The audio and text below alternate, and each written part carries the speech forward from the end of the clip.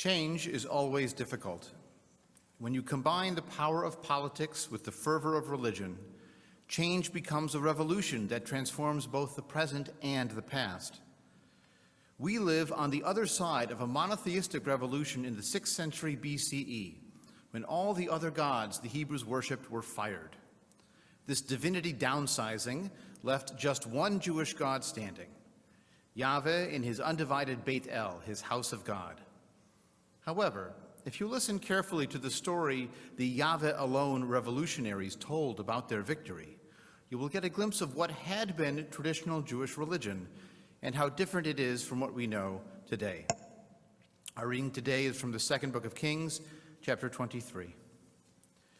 The king went up to the house of Yahweh, together with all the men of Judah and all the inhabitants of Jerusalem, and the priests and prophets, all the people young and old.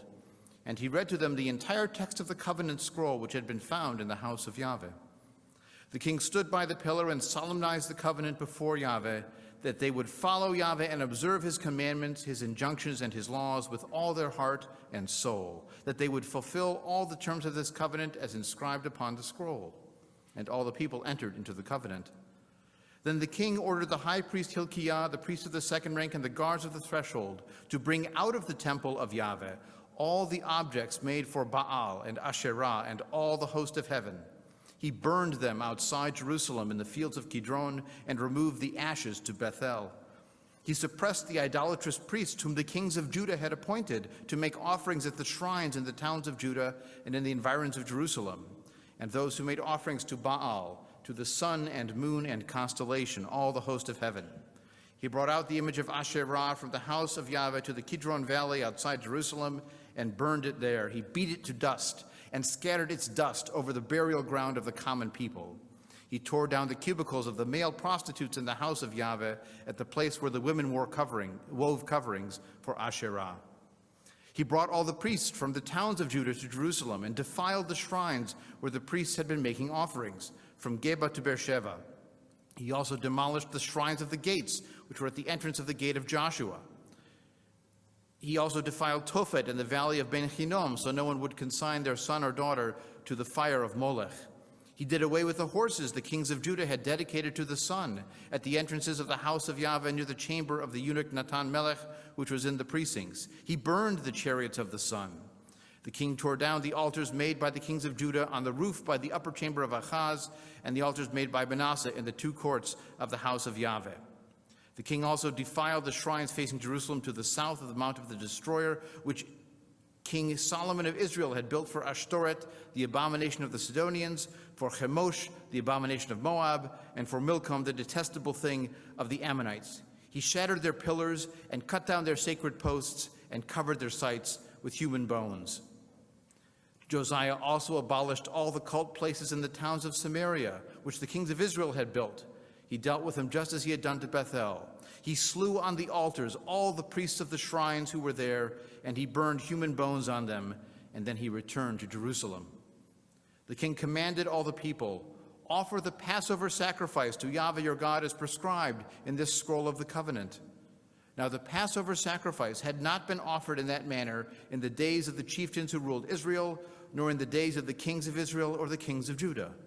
Only in the 18th year of King Josiah was such a Passover sacrifice offered in that manner to Yahweh in Jerusalem. Josiah also did away with the necromancers and the mediums, the idols and the fetishes, all the detestable things to be seen in Judah and Jerusalem, and thus he fulfilled the terms of the teaching recorded in the scroll which Hilkiah had found in the house of Yahweh.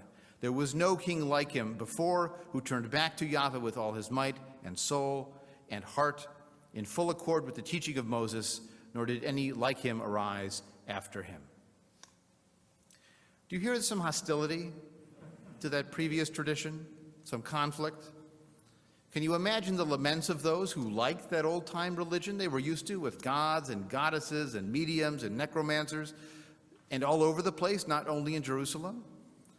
It makes what we do at Kol Hadash seem downright boring. Do you hear the revolution taking place?